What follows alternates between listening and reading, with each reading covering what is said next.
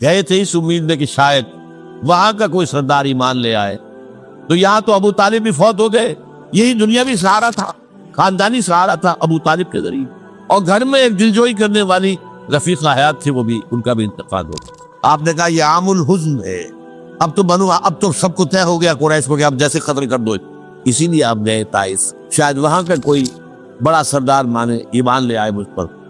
تو میں اپنا مرکز ادھر شفٹ کر دوں۔ تینوں سے ملے ہیں، تینوں نے وہ جواب دیے، نکل جاؤ یہاں سے، میں تمہارے ساتھ بات بھی کرنے کو تیار تھی۔ اچھا تمہارے سوا کوئی نہیں ملا تھا اللہ کو نبی بنا کر بھیجنے کے لیے؟ دیکھو جاؤ، میں بات نہیں کرنا چاہتا، ہو سکتا ہے میں بے عزتی کر بیٹھوں، واقعی تم اللہ کے نبی ہو تو میں مارا جاؤں گا، جاؤ جاؤ۔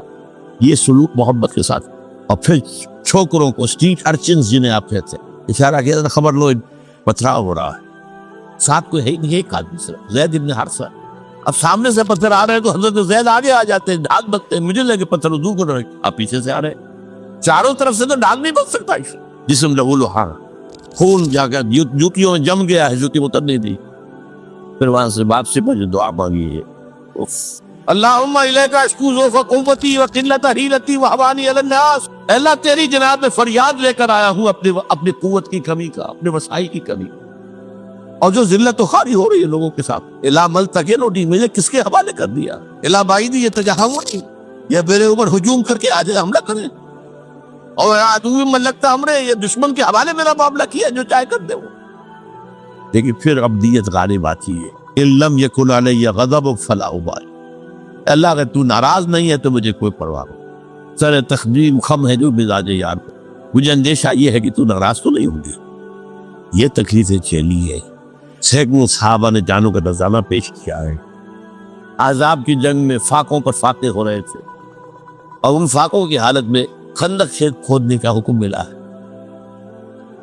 لوگوں کی کمریں دوہری ہو رہی،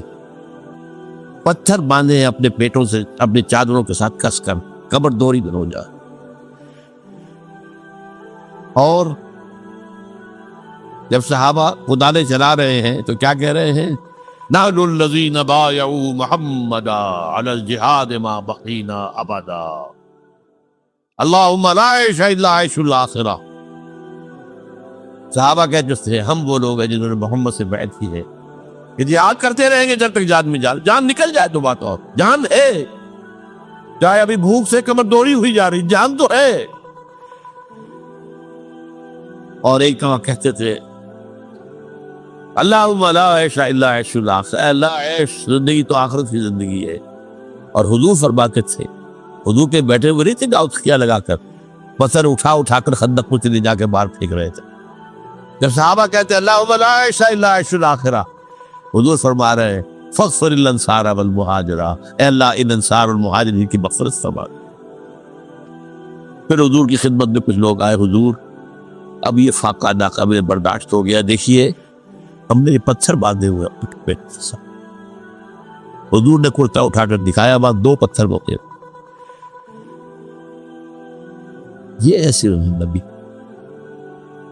آپ کس چیز کو صرف نبی سمجھتے؟ بہرحال اس موضوع پر میری ایک کتاب ہے منہج انقلاب نبوی، کہ انقلاب کیسے آیا تھا۔ اگر دل میں ذرا بھی آرزو پیدا ہو گئی ہو کہ اللہ قبول کر لے مجھے قبول کر لے اس کام کے، تو وہ کتاب آپ کے لیے مشق کا پڑھ